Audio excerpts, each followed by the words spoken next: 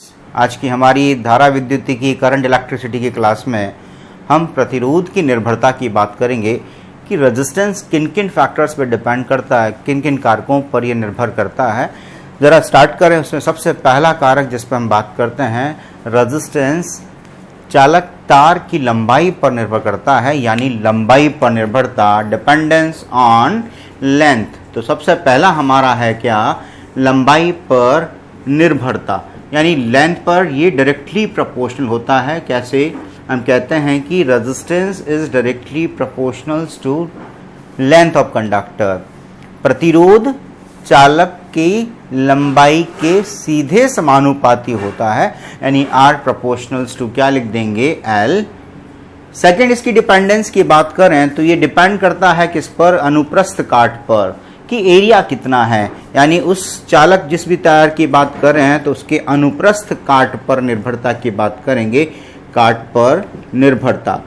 अगर हम एरिया की बात करें, एरिया क्रॉस सेक्शन की बात करें, तो रेजिस्टेंस एरिया के साथ कैसा होता है, इनवर्सली प्रोपोर्शनल होता है। यानी अगर आप जितना ज़्यादा अनुप्रस्थ काट वाला तार ले रहे हैं तो उसका प्रतिरोध उतना ही क्या होगा, कम होगा। तो दो चीज़ों पे हमने डिपेंडेंस की बात करी, एक तो R प्रोपोर्शनल्स टू L और एक R is inversely proportionals to area of cross section.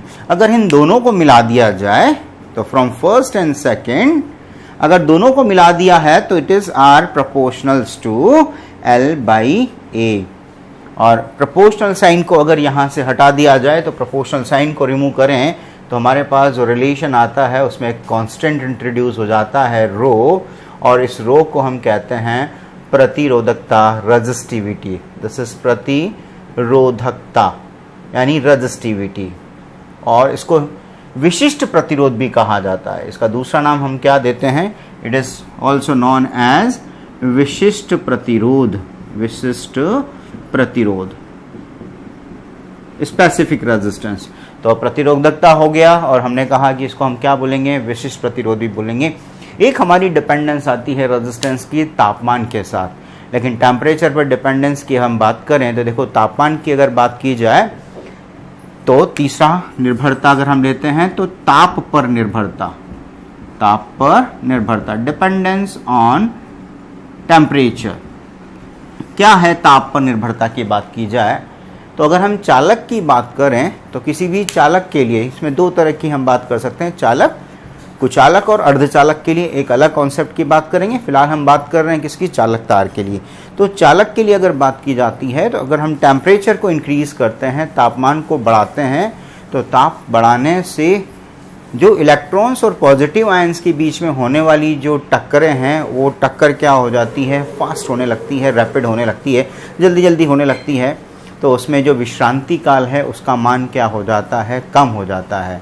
और हम प्रतिरोध के फॉर्मूले से हम कहते हैं कि प्रतिरोध जो है विश्रांति काल के कैसा होता है, व्युत्क्रमानुपाती। और आप देख भी सकते हैं जितनी जल्दी जल्दी कॉलिजन्स होंगी, टक्करें होंगी, तो सीधी सी बात है कि इलेक्ट्रॉन के प्रवाह में उत्पन्न व्यवधान भी क्या होगा, उतना ही ज़्यादा होगा। तो अगर हम चालक की बात करें तो चालक के लिए, यानी अगर चालक की बात कर रहे हैं तो चालक के लिए ताप बढ़ाने पर प्रतिरोध का मान क्या होगा, बढ़ेगा। सीधी सी कैलकुलेशन है कि उनके बीच में कॉलिजन जितनी जल्दी होंगी, टक्करें जितनी जल्दी जल्दी होंगी, तो इलेक्ट्रॉन जो बहुत स्मूथली फ्लो कर रहा था पहले उसके कंपैरिजन में, टक्कर ज़्यादा होने से उसमें व्यवधान बढ़ गया, तो प्रतिरोध का मान भी क्या हो जाएगा, बढ़ जाएगा। तो चालक के लिए अगर आपसे कहा जाए तो चालक के लिए आप क्या लिखेंगे कि तापमान बढ़ाने पर, यानी टेम्परेचर के बढ़ने से प्रतिरोध का मान बढ़ता है।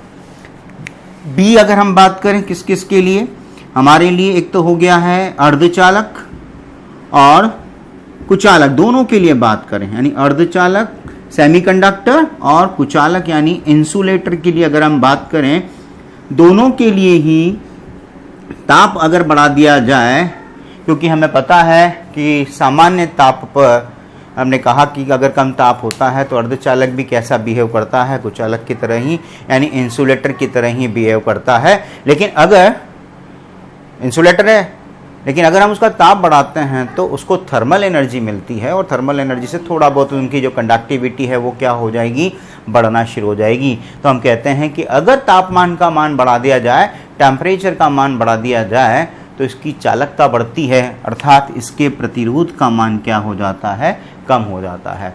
तो 3 डिपेंडेंस हमने रेजिस्टेंस की बात करी।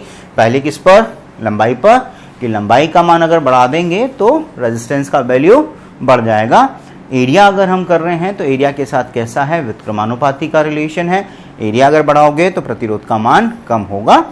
ताप पे निर्भरता की बात करें तो ताप के लिए हमने कहा कि अगर चालक है तो अगर हम तापमान को बढ़ा रहे हैं तो तापमान बढ़ाने से प्रतिरोध का मान क्या होगा, बढ़ेगा चालक के केस में तो। लेकिन अगर अर्धचालक या कुचालक की बात की जाए तो हम कहते हैं कि तापमान में अगर वृद्धि कर दी जाती है तो इसके प्रतिरोध के मान में क्या होती है, कमी होती है।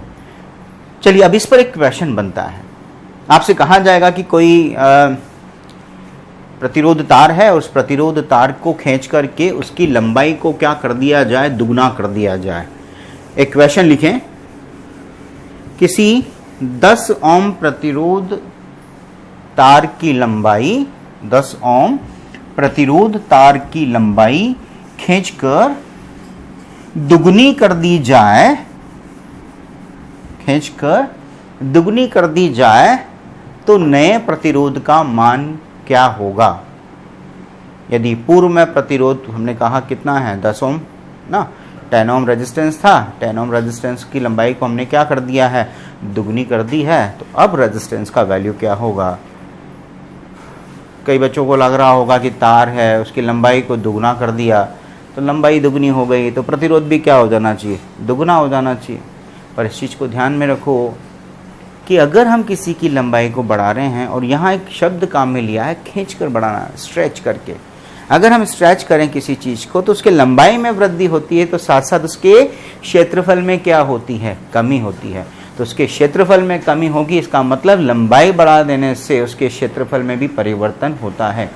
इसी प्रश्न को यदि ये कहा जाता कि किसी चालक तार है उसके साथ एक और चालक यहाँ अगर लगा दिया जाए जिससे उसकी लंबाई दुगनी हो गई, यहाँ खींचा नहीं है, सेकंड वाले केस की जो बात कर रहा हूँ उसमें खींचा नहीं है, अगर खींच के नहीं बढ़ा रहे हैं तब तो क्या बोलेंगे, दुगना हो जाएगा। लेकिन अगर हम उसको स्ट्रेच कर रहे हैं, खींच रहे हैं, तो उसके लंबाई में वृद्धि के साथ साथ उसके क्षेत्रफल में क्या होगी, कमी होगी। जरा देखते हैं किस तरह से होती है, कितना मान होगा। हमने कहा कि प्रारंभ में इसका मान कितना है, रो L बाई ए, और कितना मान दे रखा है, 10 ओम, 10 ओम दिया है प्रारंभ में। अब हमने कहा कि नया जो प्रतिरोध होगा उसको क्या लिखेंगे, रो L बाई ए। अभी हमने विशिष्ट प्रतिरोध की बात करी, अभी हम इसके डिटेल में बात करेंगे। विशिष्ट प्रतिरोध जो भी मटेरियल आप ले रहे हैं, जिस पदार्थ को ले रहे हैं, उसकी प्रकृति पर निर्भर करता है। किस पर निर्भर करता है, पदार्थ की प्रकृति पर निर्भर करता है, लंबाई और क्षेत्रफल पर निर्भर नहीं करता। इसका मतलब इसकी लंबाई आपने बढ़ाई तो क्षेत्रफल बढ़ गया, लेकिन इसका प्रतिरोधकता जो है, विशिष्ट प्रतिरोध जो है, स्पेसिफिक रेजिस्टेंस जो है, उसकी वैल्यू में कोई चेंजेस यहाँ नहीं होंगे। तो ये हमें निकालना है कि रो L dash by A dash की वैल्यू पुट करें। देखो यहाँ हमें क्या बोला कि L डैश तो कितना हो गया, प्रारंभिक लंबाई का दुगना हो गया है। अब नया क्षेत्रफल क्या होगा उसके बारे में बात करें।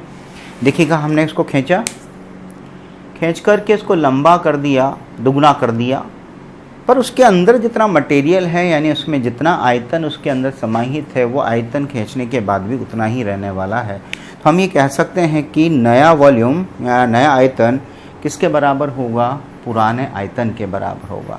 तो नए आयतन की बात करें तो क्षेत्रफल को किससे गुणा कर दिया जाए, लंबाई से, आयतन इंटू लेंथ ना, आयतन इंटू किससे कर दिया जाए, लंबाई से गुणा कर देंगे। तो किसको व्यक्त करता है, आयतन को। नया आयतन तो ये हो गया, पुराना आयतन कितना था, उसका क्षेत्रफल A, लंबाई कितनी L। अब आपने कहा कि उसकी लंबाई कितनी हो गई है, डबल, यानी ये हो गया है 2L। तो इस L से ये L कैंसिल, तो A डैश कितना आ जाएगा, पहले के कंपैरिजन में आधा हो गया, यानी जो क्षेत्रफल है वो क्षेत्रफल क्या हो गया है, आधा हो गया है। तो हम इसको चेक कर लें कि आधा हो गया है, यानी कि ए डैश की वैल्यू क्या हो गई, a/2। तो अब चला देखें, न्यू रेजिस्टेंस, नया प्रतिरोध क्या लिया हमने, L dash by A dash. So R dash will be equals to rho, L dash कितना कर दिया हमने 2L, और एरिया कितना कर दिया है हाफ। तो R डैश का वैल्यू कितना आ जाएगा 4 times rho L by A। तो R डैश इज 4, और ये क्या लिख सकते हैं हम इसको, रो L बाई A को R, यानी कितना हो गया है 4 टाइम्स, यानी R डैश 4 और R की वैल्यू कितनी है 10 ओम। तो R डैश इक्वल्स टू 40 ओम। कितना गुना हुआ, 4 गुना हो गया। वास्तविक मान का कितना हो गया है, 4 गुना हो गया है। अगर आपने लंबाई को क्या किया, दुगना किया। तो अगर आपसे इसी प्रश्न को कह दिया जाए कि स्ट्रेच करके यानी खींच करके उसकी लंबाई को 3 गुना कर दें, अगर इसी प्रश्न में लंबाई को 3 गुना करते तो L डैश को क्या करते 3L, तो यहाँ क्या करते 3L, तो एरिया कितना होता A/3, यहाँ रखते तो ये 3L, ये A/3, 3 इंटू 3 9, तो कितना वैल्यू हो जाता 90। अगर आपसे कहा जाता कि इसको 5 टाइम्स करते तो ये 5, तो ये भी 5, 5, तो क्या होगा 5/5 यानी 25R, 5 टाइम्स। पर अगर आपसे कहा जाए एक जनरल वे में बात करें, दुगना किया, तिगना किया, 4 गुना किया, 5 गुना किया, अगर n गुना कर देते तो यहाँ क्या लिखते NL, तो ये कितना होता, ये होता हमारे लिए NL। तो हमारे लिए जो क्षेत्रफल आ रहा है वो क्षेत्रफल क्या होता A डैश बराबर A/N, और यहाँ अगर हम मान रखते जाएं तो हमारी जो वैल्यूज हम यहाँ रखते जा रहे हैं, तो दिस इज NL और A की वैल्यू A/N। N और N कितना हो जाएगा N², यानी जो प्रतिरोध आ रहा है वो प्रतिरोध कितना हो गया है N² टाइम्स हो गया है रो L बाई A के, यानी कि नया प्रतिरोध पुराने प्रतिरोध का कितना टाइम्स हो गया है N² टाइम। और ये N² टाइम अब आप डबल करके देखो, N को 2 कर दो, 2 का स्क्वायर 4, यानी न्यू रेजिस्टेंस कितना हो गया, नया प्रतिरोध कितना हो गया 4 गुना। अगर 3 कर दें तो 3 इंटू 3 का स्क्वायर 9, 5 टाइम करो 25। तो हम इस तरह से क्या निकाल सकते हैं कि कोई भी प्रतिरोध आपको दे रखा हो और उस प्रतिरोध को अगर खींच करके लंबा किया गया है तो उसका मान हम इस तरह से निकाल सकते हैं कि R dash will be equals to N²R। कर पाएंगे। अब हमने एक टर्म यहाँ अभी जब निर्भरता की बात कर रहे थे तो निर्भरता में हमने एक टर्म जो यहाँ भी हमने ली है वो है प्रतिरोधकता या विशिष्ट प्रतिरोध, स्पेसिफिक रेजिस्टेंस और रेजिस्टिविटी। तो हम अब ये डिस्कशन हमारा जो है वो हम करते हैं किसके लिए, रेजिस्टिविटी यानी प्रतिरोधकता या स्पेसिफिक रेजिस्टेंस यानी विशिष्ट प्रतिरोध के लिए बात करें तो प्रतिरोधकता रेजिस्टिविटी, रो से इसको डिनोट करते हैं, दिस इज द रो ना। अगर हम प्रतिरोधकता को परिभाषित करना चाहते हैं तो सबसे पहला फॉर्मूला हमारा क्या आया था, R equals to rho L by A, और मैंने आपको पहले भी बताया है कि फॉर्मूले के बिहाफ पर हमें डेफिनेशन बनाना आना चाहिए। तो इस फॉर्मूले से रो को सेपरेट करें तो rho will be equals to R A by L। तो क्या होगा, एक इसका यूनिट भी निकालनी, यही साइड में ही हम इसका यूनिट भी निकाल देते हैं। R का क्या हो गया है ओम, ये एरिया है किस में आता है मीटर स्क्वायर में, तो ओम मीटर स्क्वायर, और नीचे लेंथ है तो मीटर, 1 मीटर से 1 मीटर कैंसिल किया तो फाइनल यूनिट क्या आ गया इसका ओम मीटर। याद रखिएगा इसका जो यूनिट आया वो क्या आ गया है ओम मीटर। अब जरा इसकी परिभाषा बनाना सीखें। हमें परिभाषा बनाने में ये चीज़ ध्यान में रखना है कि जिस भी फिजिकल क्वांटिटी को या कांस्टेंट को हम डिफाइन करने वाले हैं वो आया किसकी वजह से था, किसको डिस्कस कर रहे थे हम। तो रेजिस्टिविटी को डिस्कस कर रहे हैं तो ये आया किसकी वजह से था, डिस्कस किसको कर रहे थे, रेजिस्टेंस। रेजिस्टेंस की निर्भरता डिपेंडेंसी पर ही रेजिस्टिविटी हमारे पास आया है। तो इसको छोड़ करके बाकी सबको क्या कर दें हम 1 यूनिट कर दें। कैसे करें, हमने कहा L इक्वल्स टू 1 मीटर और A is also 1 metre square, यानी इसको चाहें तो 1 यूनिट बोल दें आप इसको भी आप क्या बोलते हैं 1 यूनिट, यानी दोनों को 1 1 कर दिया तो रो किसके इक्वल आ गया है R के। So resistivity is equals to resistance of the material via having unit length and unit area of cross section. किसी भी प्रतिरोधकता उस प्रतिरोध के बराबर होती है या उस तार के प्रतिरोध के बराबर होती है जिसकी लंबाई और क्षेत्रफल एकांक हो। लंबाई व क्षेत्रफल क्या हो, एकांक हो। तो क्या लिख सकते हैं, प्रतिरोधकता उस तार के प्रतिरोध के बराबर होती है जिसकी लंबाई वो क्षेत्रफल एकांक हो, जिसकी लंबाई वो क्षेत्रफल एकांक हो। तो कर सकते हैं। और यहां एक चीज स्टार लगा के मेंशन कर दें स्पेसिफिकली इसमें कि प्रतिरोधकता पदार्थ की प्रकृति पर निर्भर करती है। प्रतिरोधकता पदार्थ की प्रकृति व तापमान भी लिख लो, टेम्परेचर पे भी डिपेंड करेगी। तो प्रतिरोधकता पदार्थ की प्रकृति व तापमान पर निर्भर करती है। ये तार की लंबाई व अनुप्रस्थ काट क्षेत्रफल पर निर्भर नहीं करती। ये अनुप्रस्थ काट क्षेत्र लंबाई व अनुप्रस्थ काट क्षेत्रफल पर निर्भर नहीं करती। तो हम निकाल सकते हैं इसको प्रतिरोधकता को। ये हमारे लिए रेजिस्टिविटी के बाद